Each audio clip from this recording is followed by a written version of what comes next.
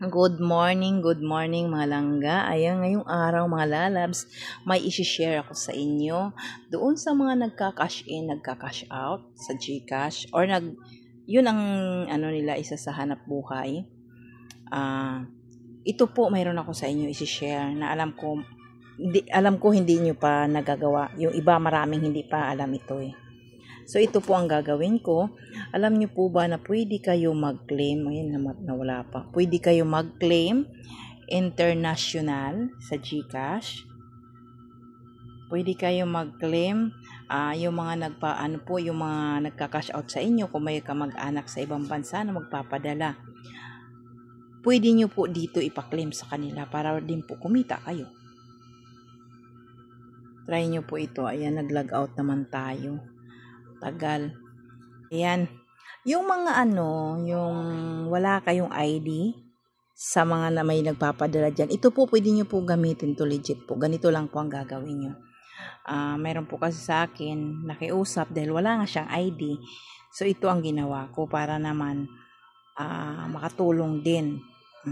Kukunin lang yung pangalan mo, yung number ng GCash mo, at dito pwede mo po i-claim. Ayan. Tingnan natin mga langga. Ay, sorry. Okay. Tingnan natin ito. Ay, hindi tayo. Dito pala tayo. Hindi. Sa RIA tayo. Dahil sa RIA niya pinadala mga lalabs. So, ayan. Ang exact amount ay ganito lang po ang gagawin nyo.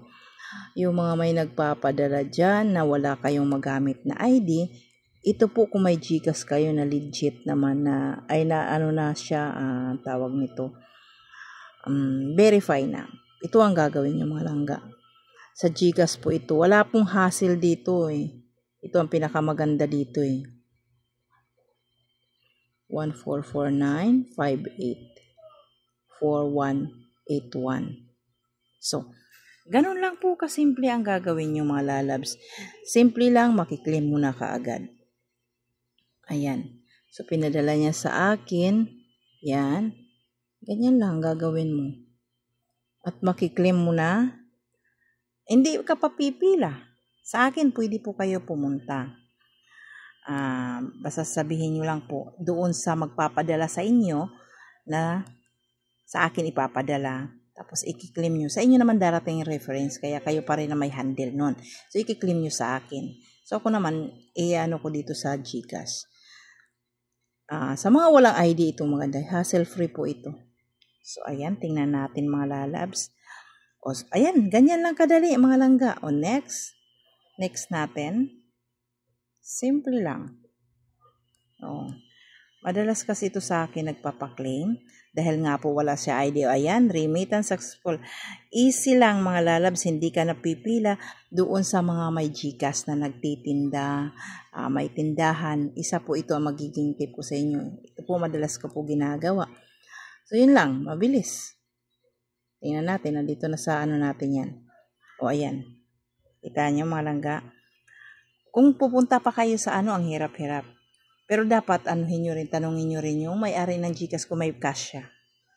Pwede ba siya sa'yo mag-cash out? Ganun. Pero ako naman kasi sa akin, kahit wala akong cash, pwede ko yan gagawin dahil mayroon ako ATM. May card ako, pwede ko ipa-withdraw. So, yun lang mga lalabs, pina-easy at pinadali, hindi ka napipila. Ito na mga langga, ayan, nawala pa. Try nyo po ito. Ayan. Isang bago naman, kaalaman sa mga wala pang may alam.